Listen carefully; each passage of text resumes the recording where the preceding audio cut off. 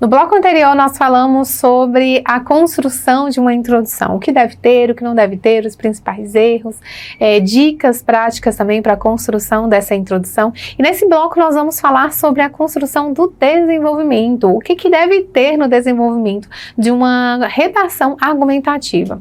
O desenvolvimento é o corpo do trabalho, onde se organiza os pensamentos, é onde se compõem os argumentos, que no caso é o posicionamento adotado.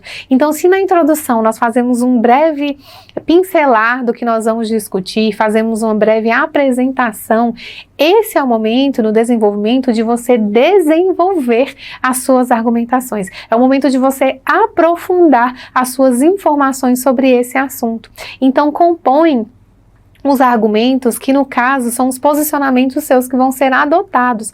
Os argumentos, então, eles podem ser argumentos classificados como argumentos de autoridade. Como assim? Você pode utilizar, se você se lembrar no momento, cuidado neste momento, lembre-se sempre de utilizar fontes confiáveis, se você tiver plenamente segurança de que aquela citação, aquele argumento, aquele dado, realmente é um dado correto, é um dado real.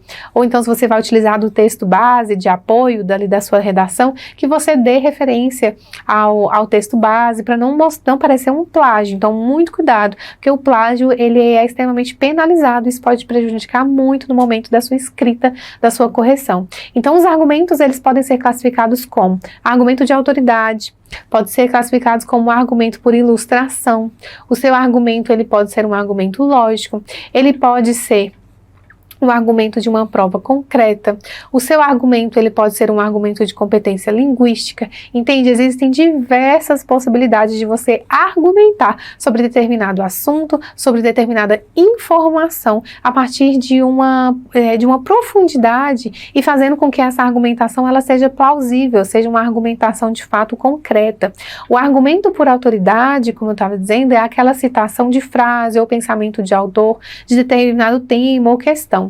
Pode ser uma faca de dois gumes, de uma forma muito positiva, mas também pode, dependendo da forma como você utilizar, isso pode ser extremamente negativo ou inadequado, dependendo do texto. Então, é muito importante com que você entenda muito bem quem é aquele autor que você está utilizando, se é um autor que, por exemplo, é muito bem referendado ali naquele texto. Por exemplo, concursos públicos, dependendo do cargo onde você vai concorrer, se você utilizar, por exemplo, um processo seletivo de mestrado, que existe ali a escrita de redação. Se você utilizar um autor que não é um autor base daquele mestrado, não é um autor base daquele concurso, não condiz com a banca que vai analisar, então muito cuidado com as citações. Então agora eu vou dar algumas dicas bem práticas, dicas de ouro, para você poder conseguir aplicar no seu dia a dia. No próximo bloco nós vamos falar aplicabilidades práticas para você ter uma redação muito bem avaliada e para você colher excelentes resultados através da sua escrita. Aguardo você. Obrigada!